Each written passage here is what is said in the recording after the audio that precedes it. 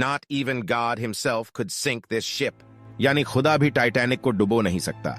यह कहना था टाइटैनिक के ऑनर जे ब्रूस इसमे का, जिसका दावा था कि यह समुद्री जहाज कभी डूब नहीं सकता। लेकिन इस दावे के बावजूद भी टाइटैनिक एक भयानक दास्तान बनकर रह गया। आखिर कैसे उस वक्त का सबसे महंगा, ऊंचा और लग्जरी जहाज इस अंजाम को पहुंचा जिसमें 1500 से भी ज्यादा लोगों ने अपनी जानें गंवा दी? जानेंगे आज की इस वीडियो में। टाइटैनिक का डूबना समुद्री हिस्ट्री का सबसे बड़ा हादसा नहीं है, लेकिन इसके बावजूद जितनी शोहरत इसे मिली वो किसी और के हिस्से में न आई। शायद इसके पीछे वो दावा रहा हो जिसमें कहा गया था कि यह जहाज कभी डूब नहीं सकता। कहानी शुरू होती है सन 1909 में, जब व्हाइट स्टार लाइन नाम की कंपनी ने RMS टाइटैनिक को बनाने का काम शुरू किया, जिसका नक्शा कुछ इस तरह का था कि ये शिप 882 फीट लंबा, 92 फीट चौड़ा और 175 फीट यानी एक 17 मंजिला टावर जितना ऊंचा था, जिसे बनाने में $7.5 मिलियन का खर्च आया था, जो उस वक्त में अपने आप में बहुत मोटी रकम थी।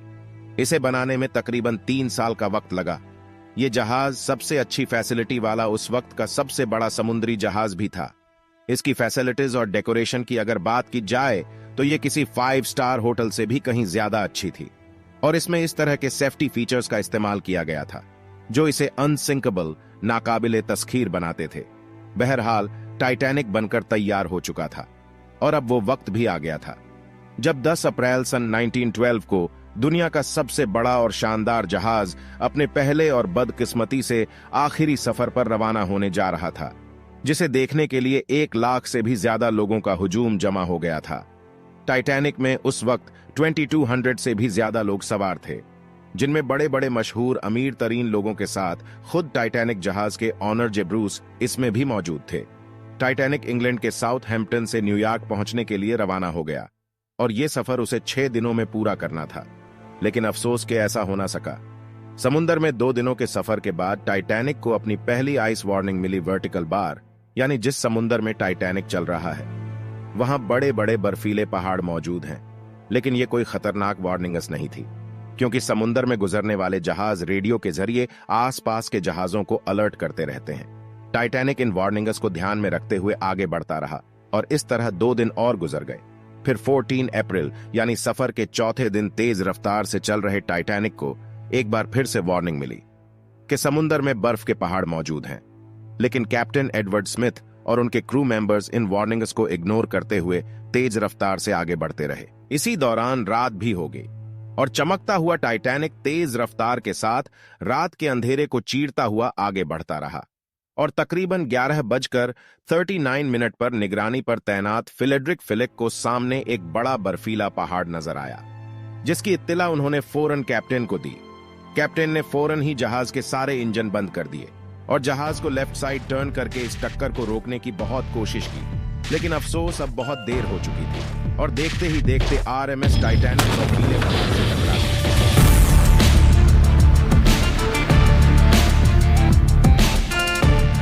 इस तेज टक्कर से जहाज के अगले हिस्से को जबरदस्त नुकसान पहुंचा, जिसके जरिए जहाज में मौजूद कंटेनर में पानी भरने लगा, जिसे रोक पाना अब नामुमकिन था। यानी कभी न डूबने वाला टाइटैनिक अब डूबने की कगार पर था। कैप्टन स्मिथ क्रू मेंबर्स के साथ एक्सीडेंट वाली जगह का जायजा लेने पहुंचे तो जहाज के कंटेनर में तेजी से बढ़ते पानी को देखकर उन्हें समझते देर न लगी कि यह जहाज अब डूबने वाला है। कैप्टन ने अपनी टीम को सख्त हिदायत दी कि इस बात की खबर किसी भी पैसेंजर को न हो, क्योंकि वो जानते थे पैसेंजर्स को पता चलते ही जहाज में अफरा तफरी का माहौल बन जाएगा। और साथ ही कैप्टन ने ऑर्डर जारी किया कि पैसेंजर्स को लाइफ बोट्स के जरिए जहाज से निकाला जाए। लेकिन यहां भी एक प्रॉब्लम थी और वो थी लाइफ बोट्स की कमी, क्योंकि जहाज में सिर्फ 20 लाइफ बोट्स मौजूद थी, जिसमें सिर्फ 1200 लोग ही आ सकते थे, जबकि जहाज में 2200 से ज्यादा लोग सवार थे। लेकिन ये सारी बातें पैसेंजर्स से ज्यादा देर तक छिपी न रह सकीं, क्योंकि जहाज के अगले हिस्से में पानी बहुत तेजी से बढ़ रहा था, जिसकी वजह से उसका अगला हिस्सा डूबने लगा और पिछला हिस्सा ऊपर की तरफ उठने लगा था।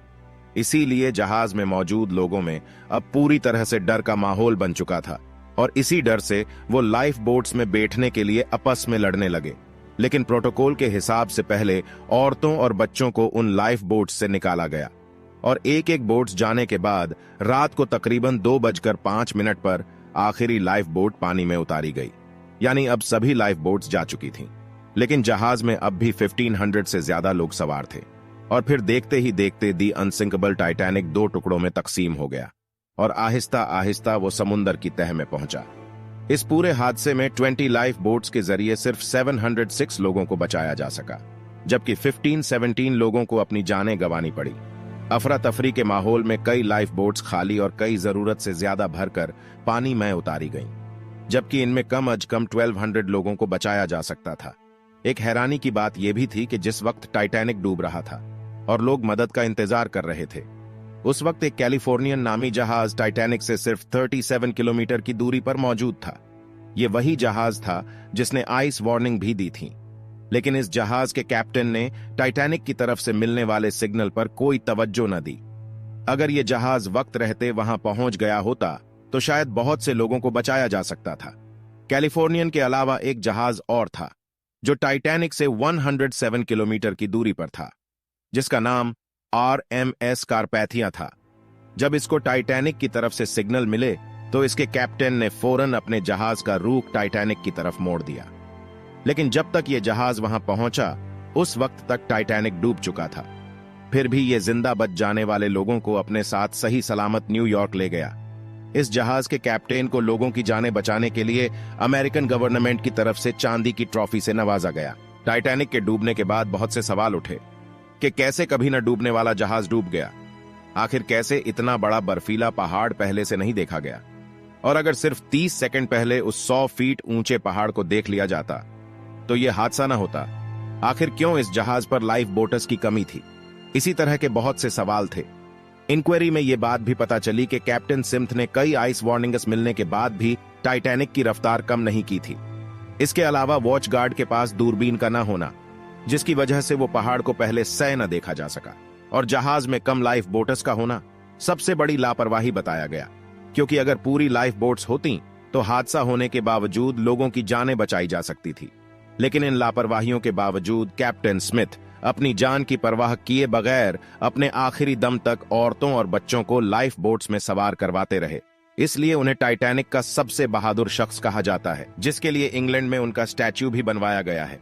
जे ब्रूस इसमें जो ये दावा करता आया था कि खुदा भी टाइटैनिक को डुबो नहीं सकता, लेकिन जब उसने देखा कि टाइटैनिक हादसे का शिकार हो गया है तो उसने फौरन लाइफ बोट में छलांग लगाकर अपनी जान बचा ली। इसके अलावा इंक्वायरी में यह बात भी सामने आई कि इसी ने कैप्टन स्मिथ को रफ्तार कम न करने के लिए कहा था, जिसके लिए उसे पूरी जिंदगी नफरत की निगाह से देखा गया और दुनिया का बुजदिल तरीन इंसान भी कहा गया।